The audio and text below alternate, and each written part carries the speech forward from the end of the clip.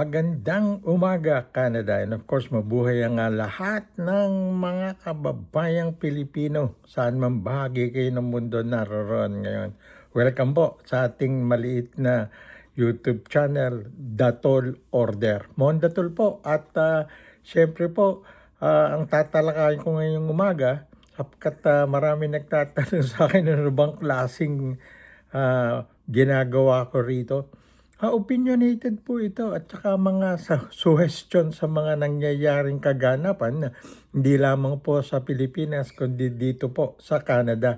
At ngayon nga po, after several weeks na nawala tayo sapagkat napakarami pong nangyari. Unahin natin yung nangyayaring malaking issue rito sa Canada. Unang-una nga, yung pong nangyayaring bakbakan dyan na sa Iran, na US, Israel versus Iran, na kung saan syempre po sa dami ng mga Iranian dito po sa Canada, particular na dito po sa Ontario at malapit siya dito po sa amin mismo sa Richmond Hill.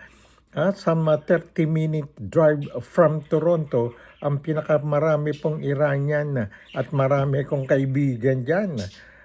Dito pong sa Richmond Hill, nag-rally po sila. Ilang buwan na po nagrarally yan eh.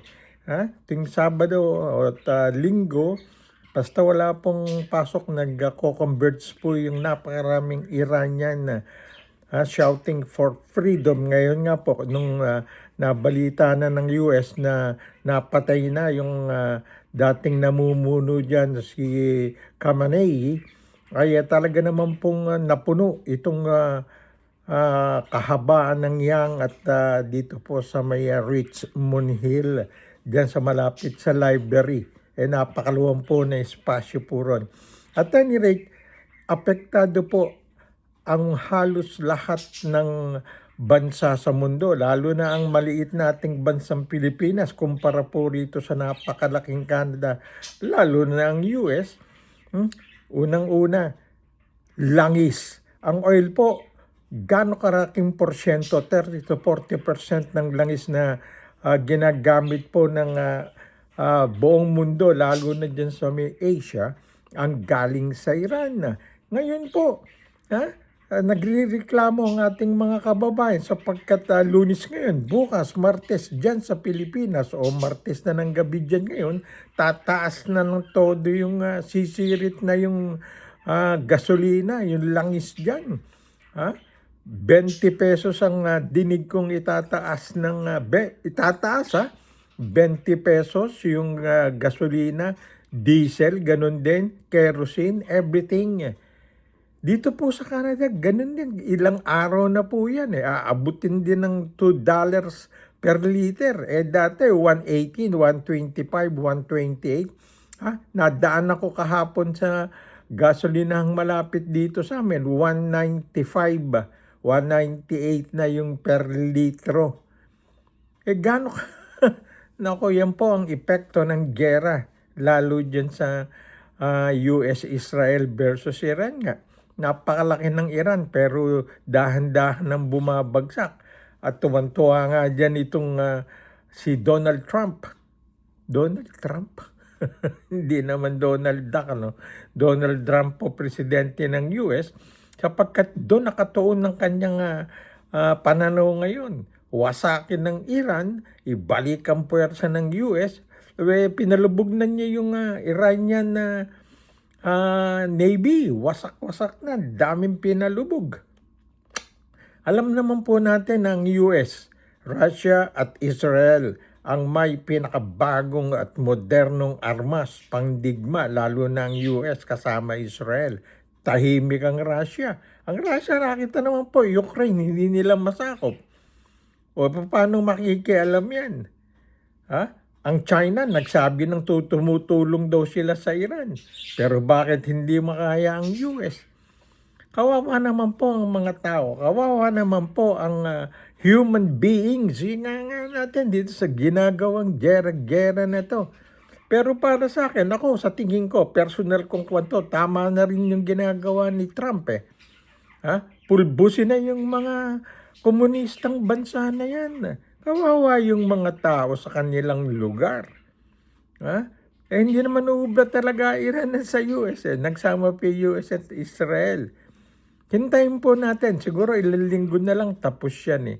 At kanina nga, napanood ko dun sa Fox News na may susunod na tatargetin na si Donald Trump o si Mr. US President, si POTUS, ika nga natin, ano ha? At ang tatargetin niya, alam nyo ba mga kababayan, Cuba. Napakaliit na bansa niyan. Ilang miles lang ang layo niyan sa Tampa Bay, ika sa Florida. Eh, nilalangoy nga ng ibang mga batikang swimmer yan eh. Yung tumatakas sa Cube eh.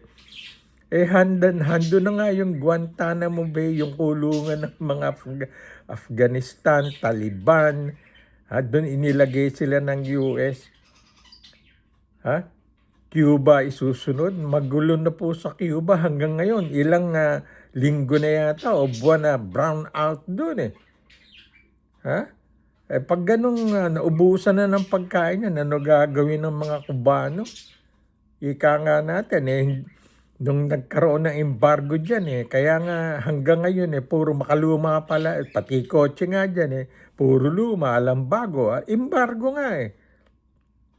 Yan, Canada lang yata ang nagpadala ng pagkain dun eh. Dito sila kumukuha sa Canada, mabait ang mga Canadian eh, mabait kami. Phil Canadian po kasi tayo. Dual citizen. Ha?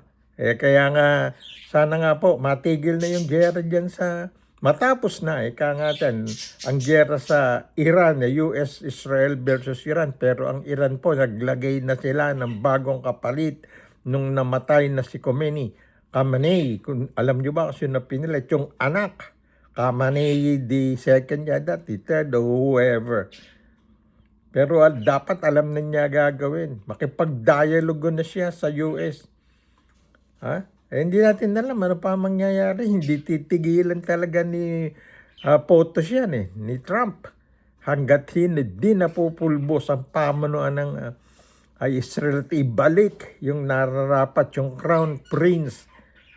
Ha? Na itinapon ni Khamenei at sa kanyang grupo nung araw. Ilang dekada? 46, 47 years.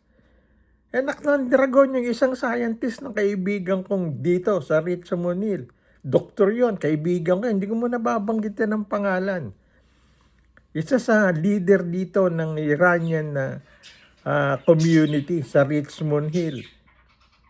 Ngayon, nagkakausap ulit kami ngayon sa chat, sa messages na posibleng bumalik sila. Mga scientist sila. Talaga nung araw, bata pa siya, maliliit pa yung mga anak niya. Tumakas sila at pinipilit silang pagawain nata ng mga atomic bomb. Hindi nila gusto yon. Kaya nagsitakbo lahat dito sa Canada. Napadpad po rito sa amin sa Richmond Hill. Ayan. At any rate, ina lang ang ating ipinagdadasal matapos na yung gera ng US, Israel versus Iran. At sa ating pong mga kababayan sa Pilipinas, napakarami pong Pilipino. Pati nga sa Iran, daming Pilipino. Sa Middle East po, mga 2 milyong mahigit po ang mga OFWs natin dyan. Ingat-ingat po kayo. Marami po akong naging kaibigan na nandito na sa Canada, galing sa Saudi. Pati Saudi, binibira na. Ang Kuwait, binibira na. Doon gumaganti ang Iran. Bakit madadama yun? Ang sinasabi nila, bibirahin nila mga US Embassy at saka yung kanilang... Anyway, ang Pilipinas po, wala naman tayong US, pinaalis na po ni Erap nung 1991 yung US at pumutok na kasi yung bundok doon, pinatubo. Nagtakbuhan na ang mga Amerikano. Wala pa po. Nagkakaroon lang tayo ng kasunduan na training. Pero wala pa po tayong US dyan sa Embassy, meron. Pero yung mga military station dyan, wala. Okay? Tataas po bukas ang lahat ng klaseng langis sa Pilipinas. Kaya pinaghahandaan po nila yan. Well, ingat-ingat po sa lahat ng milyon nating kababayan sa Middle East. Saka yung sinasabi ni Vice President Sara Duterte na nagbanggitan tatakbo siyang presidente sa 2028. na ang aga nag-announce dahil isinabay niya yan sa impeachment niya na nakalusot na. Ha? Kumpleto sa substance, at forma ang impeachment charges, dalawa. Binigyan na siya ng notice at kailangan matapos yan within 10 days, sagutin niya. Pag-uusapan uli ng, ako alam ko lulusot na yan. 1/3 percent ng populasyon. Lahat ng Congress mo, 306 ata, 316. 1/3 nun. So ang Kongreso, nangangailangan na ng 106 na boto, affirmative vote para isampayan sa Senado. At ang mga supporter ni Sara sa Senado, disgruntled na sila. Kapag namumuro ng arestuhin din ng ICC yung mga senador, si Bongo at saka lalo na si Bato, na hanggang ngayon nagtatago pa. Matatanggalan na ng sweldo yan. Hindi dapat yung wala kang trabaho, sumusweldo ka sa gobyerno. Mababawasan yan. Kailangan dingginan nila yan, yung hearing.